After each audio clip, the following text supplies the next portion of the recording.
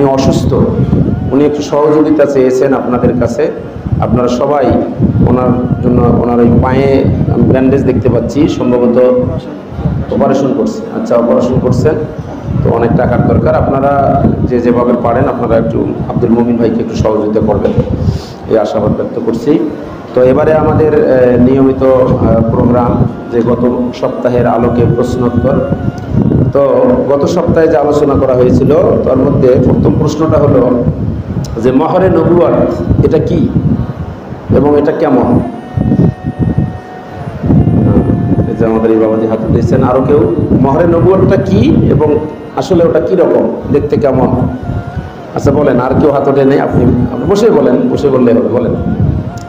আচ্ছা হ্যাঁ, আচ্ছা, ওটা কিসের চিহ্ন? ওটা নবুয়তের কিসের চিহ্ন? ওটা কি কারণে ওটা? হ্যাঁ আচ্ছা বুঝছি, কিন্তু ওটা কিসের জন্য আল্লাহ দিয়েছেন? হ্যাঁ জি, আচ্ছা হ্যাঁ, দাঁড়ান দেখি। হ্যাঁ জি জি, এই যে মানে কথাটা হলো যে ওটা হলো, ওটা তো সিল মারছে, ওটা সিল মারার উদ্দেশ্য হলো যে আর কোনো নবী আসবে না।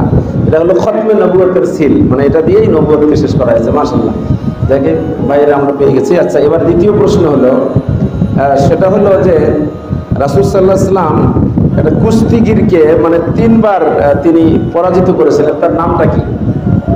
সেই কুস্তিগিরের নামটা কি, তুমি বলো। রুকানা। মাশাআল্লাহ মাশাআল্লাহ, আমরা দুইজনকে পেয়ে গেছি। মাশাআল্লাহ, আসো একটু এটা কি আরবি, মানে কোথায় পড়াশোনা করো? পলিটেকনিকে। মাশাআল্লাহ ভালো।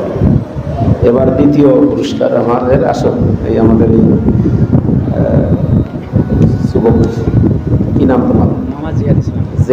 জেহাদি। বাহ মাশাআল্লাহ, আল্লাহ কবুল করুন, জেহাদি হিসাবে কবুল করুন। কোথায় পড়াশোনা করো? আলিম পরীক্ষা দিচ্ছ। আচ্ছা মাশাআল্লাহ, খুব ভালো। আল্লাহ তাকে আলিম হিসাবে, হক্কানি আলিম হিসাবে কবুল করুন।